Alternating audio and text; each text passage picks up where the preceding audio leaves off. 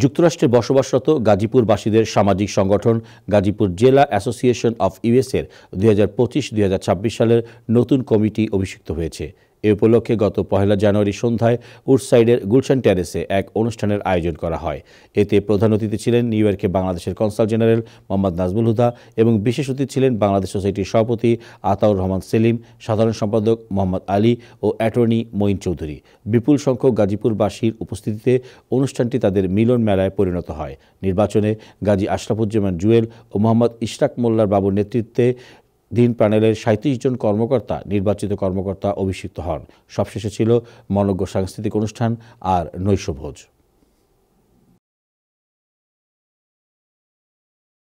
এই উপদেষ্টা মণ্ডলী যাদের ঋণ আমরা কোনোদিন শোধ করতে পারবো না, আমি হৃদয় উজাড় করা দোয়া এবং ভালোবাসা দেই কার্যকরী কমিটির পক্ষ থেকে আমার শ্রদ্ধেয় উপদেষ্টা মণ্ডলী, যারা আর্থিকভাবে, যারা শারীরিকভাবে, যারা সব কিছু দিয়ে আমাদেরকে সহায়তা করে। আমি বিদায়ী সভাপতি এমডি জুয়েল, সবাইকে হ্যাপি নিউ ইয়ারের শুভেচ্ছা।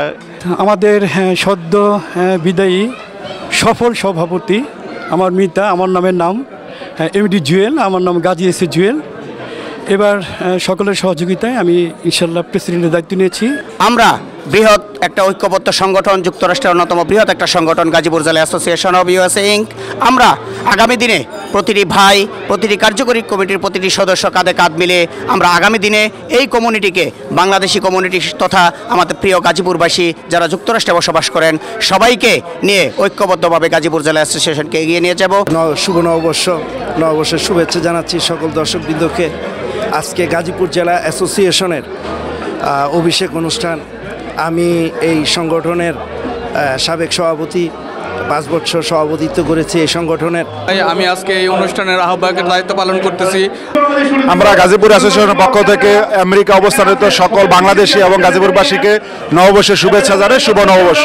গর্বিত গাজীপুরের অন্যতম সংগঠন যুক্তরাষ্ট্রে গাজীপুর জেলা অ্যাসোসিয়েশনের পক্ষ থেকে সকলকে জানাই ইংরেজি নববর্ষ 2025-এর শুভেচ্ছা। হস্তান্তর করার যে গুরুত্বপূর্ণ কাজটি, সেই গুরুত্বপূর্ণ কাজটি নির্বাচন কমিশন অত্যন্ত সুচারুরূপে সম্পন্ন করেছেন। সে কারণে আমি নাইম ভাইয়ের নেতৃত্বে যে নির্বাচন কমিশন ছিলেন তাদেরকে জানাই আন্তরিক ধন্যবাদ এবং কৃতজ্ঞতা এবং অভিনন্দন।